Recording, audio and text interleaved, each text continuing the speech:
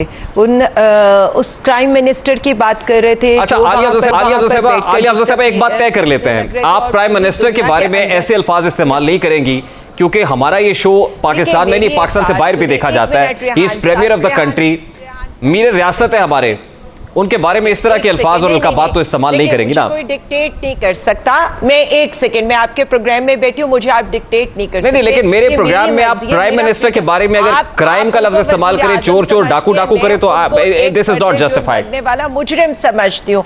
मेरे नजदीक उनकी हैसियत सिर्फ इतनी है कि मेरे आपके नजदीक जो कुछ भी होगा वो प्राइम मिनिस्टर है, मुसल्लत कर दिया गया है। प्राइम मिनिस्टर के बारे में डेरोगेटरी रिमार्क्स नहीं होंगे। प्राइम मिनिस्टर को प्राइम मिनिस्टर ही कहें प्लीज। का एक केस है, 16 अरब की मनी लॉन्ड्रिंग का एक केस है। जब उन पे फर्दर जुर्म आयद करना होता है तो कभी उनकी कमर में दर्द हो जाता है, कभी वो व्हीलचेयर के ऊपर आते हैं, कभी वो कोविड टेस्ट अपना पेश कर देते हैं। तो देखिए प्लीज, मैं उनके बारे में जो भी बात करूं वो मेरा मसला है। It has nothing to do. नहीं, आप मेरे प्लेटफॉर्म से कह रही है ना जी, और एटलीस्ट आप मेरे प्रोग्राम में प्राइम मिनिस्टर के बारे में इस तरह की बात करेंगे तो मैं तो नहीं जाने दूंगा। I am sorry.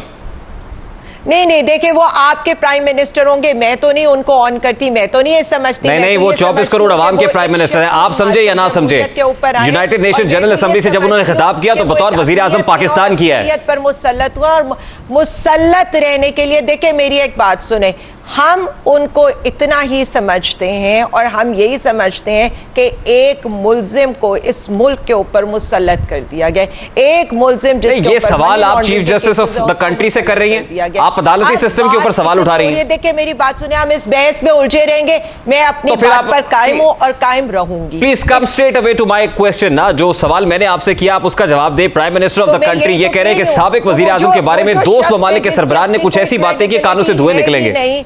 देखिए मेरी how will you respond to it? वो जो शख्स है जिसकी अपनी कोई क्रेडिबिलिटी है ही नहीं, जिसकी क्रेडिबिलिटी सिर्फ यही है कि दोस्त ममालिक जिसका फोन सुनना पसंद नहीं करते, और वो खुद आकर ये कह रहे हैं, ये मैं और आप तो नहीं कह रहे। आपको तो अमेरिकी सदर जो बाइडेन कॉल नहीं करता था, वहां बाइडेन जो है उनके एजाज में रिसेप्शन दे रहा है। मैं भीख मांगने आया हूं। जो अमेरिका को अपना माई बाप समझता है, जो ये समझता है कि हम उनके वेंटिलेटर के ऊपर है, तो मैं तो एटलीस्ट एक इज्जत, खुद मुख्तारी मेरे लिए सबसे बड़ी चीज है। और मेरे मुल्क के लोग जो है, जो इस वक्त जंग लड़ रहे हैं इन लोगों के अगेंस्ट, वो इसी इज्जत और खुद मुख्तारी के लिए लड़ रहे हैं। अब मसला ये है कि मैं उस बंदे की क्रेडिबिलिटी को क्या करूं जिसकी वजह से पूरे इंटरनेशनली पाकिस्तान जो है उसकी बेइज्जती हो रही है। आप देख रहे हैं कि किस तरह कैसी बेइज्जती है कि बरतानिया आपको 15 मिलियन पाउंड दे रहा है। ये कैसी बेइज्जती है कि 1 करोड़ डॉलर आपको अमेरिका दे रहा है। और ये कैसी बेइज्जती है कि यूनाइटेड नेशंस के जनरल सेक्रेटरी जो है वो पूरी दुनिया की नजरें पाकिस्तान की तरफ मबजूल करा रहे हैं। ये कैसी बेइज्जती है? पूरी है।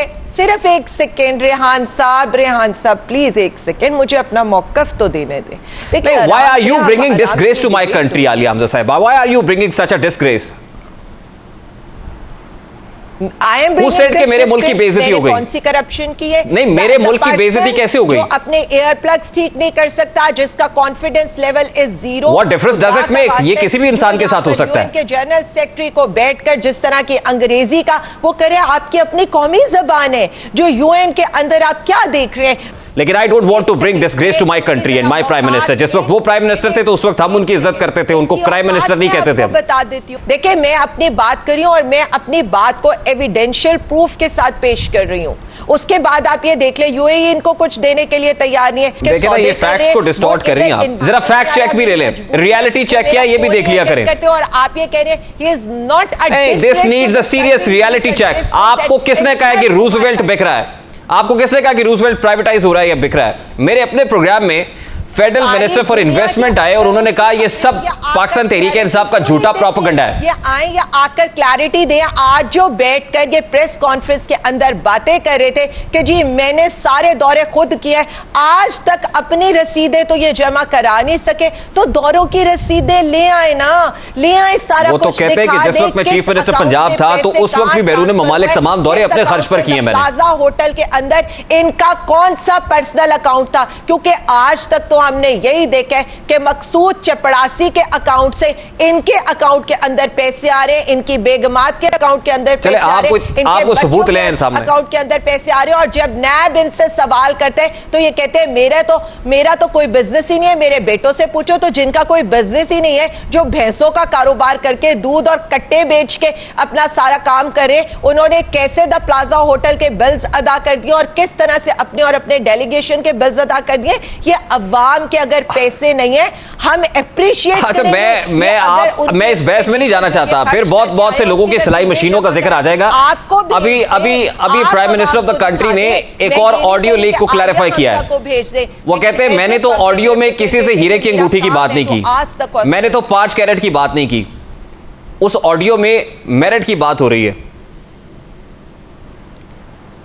अगर इनका मेरिट ये है, और दूसरी बात ये जो आज पहली चीज इन्होंने ऑडियो लीक्स मान ली कि वो ऑडियो लीक्स ठीक थी। दूसरी चीज इन्होंने ये मान ली कि इनका जो ऑफिस है वो अपने लोगों को नवाजने के लिए पहली वाली चोरी के ऊपर पर्दे नवाजने के लिए तो इस्तेमाल हुआ नहीं ना, वो तो कह रहे हैं कि हमने इसको कंडेम किया है। एक minute, you need to understand all this thing, क्योंकि मैं मिनिस्ट्री का हिस्सा हूं, मुझे पता है इंडिया के साथ एक पिन की भी, एक जो पिन है, एक सुई है, उसकी भी तिजारत तो प्लांट का 60% हिस्सा तो आपकी हुकूमत में आया था। कितने लोग थे, एक सेकेंड, जिनके आधे प्लांट्स आए थे, जिनकी आधी चीजें आई थी और आधी चीजें बंद हो गई थी, क्योंकि हमने ये कहा था कि इमरान खान कश्मीर का एम्बेसडर है। जब तक उस दिन का आलिया अफजल साहब, यही तो मैं पूछ रहा हूं कि उस प्लांट का 60% हिस्सा आपकी अपनी हुकूमत में आया था।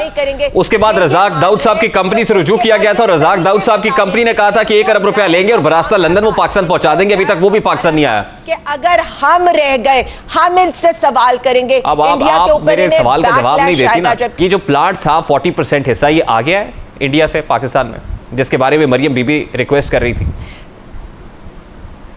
देखिए, मेरी एक बात सुन ले, बात यहां पर हो क्या रही है।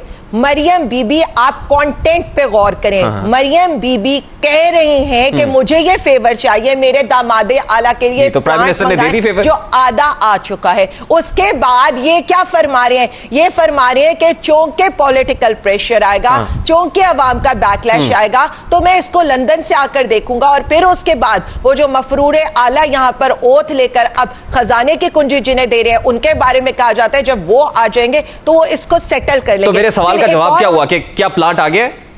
आ जाता है कि चौंक के ये दामादे आला मेरी मीडिया मैनेजमेंट में मुझे हेल्प करते हैं। प्लांट आ गया पाकिस्तान में, मैं लगवाना चाहती हूँ वो खबरें ये प्लांट कराते तो मुझे इससे फेवर देनी है। उस पर बात ये होती है कि थर्ड कंट्री से इसको ले आए तो वो बीबी साहिबा आगे से कहती हैं कि इस पे फ्रेट चार्जेस पड़ता है। देखिए, आपने थर्ड पार्टी के जरिए से बरास्ता लंदन पाकिस्तान प्लांट लाने की बात की है, तो आपकी इत्तला के लिए अर्ज है कि आपकी अपनी हुकूमत में आपके अपने मुशीर रजाक दाऊद साहब की कंपनी को यह ठेका मिला था और रजाक दाऊद साहब ने कहा था कि बरास्ता लंदन ले आएंगे और 1 अरब रुपए के ओवरहेड चार्जेस पड़ेंगे।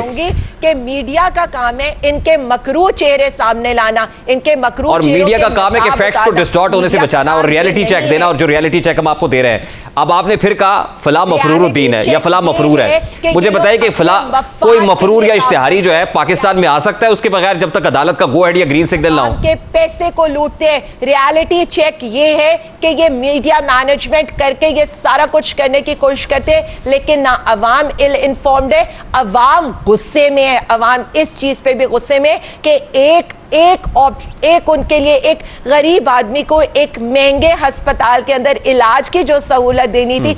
इसहाक डार साहब आ गए हैं, डॉलर को भी नुकेल डली हुई है, डॉलर भी अंडर प्रेशर है, पेट्रोल भी 15 रुपए कम होने जा रहा है। क्या ये बेचैनी है पाकिस्तान तहरीक इंसाफ? इस चीज का नहीं हुआ है। मैं अवाम की नुमाइंदा हूं, मैं पहले अपने मुल्क को रिप्रेजेंट करती हूं, मेरे लिए पार्टी बाद में आती है। मैं इस गरीब अवाम की नुमाइंदा हूं, मैं जो करती हूं और मैं उन लोगों में से हूं। चलिए ठीक है, वो रिप्रेजेंटेटिव ऑब्वियसली वो पार्टी चेयरमैन तक रिपोर्ट भी जाती है सबकी कि किसने किस प्रोग्राम में क्या बोला है।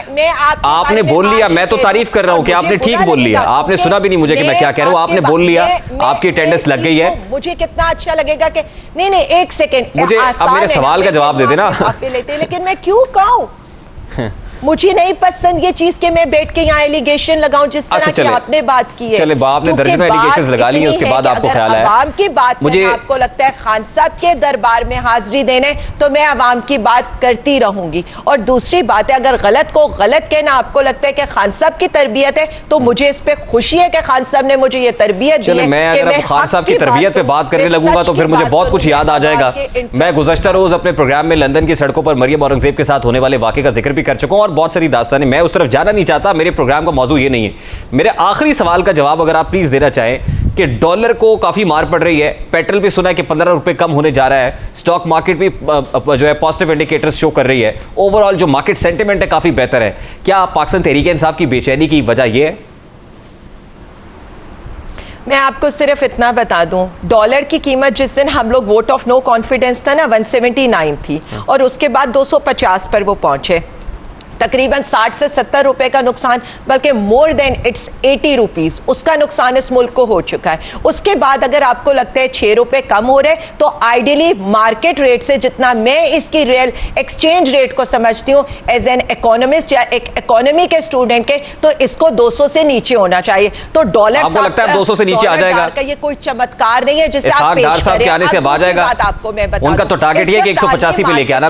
पिछले एक महीने से, 1.5 महीने से जो आलमी मार्केट के अंदर पेट्रोल की प्राइसेस है वो $78 से 85 है। बहुत बहुत शुक्रिया आलिया हमजा साहब आपके वक्त के लिए। पाकिस्तान तहरीक इंसाफ की रहनुमा आलिया हमजा साहब हमारे साथ मौजूद थी। अभी एक ब्रेक लेंगे और ब्रेक के बाद जब वापस आएंगे तो मुल्क में क्योंकि ऑडियो लीक्स का चर्चा है, तो आपका जासूस आपकी जेब में भी हो सकता है।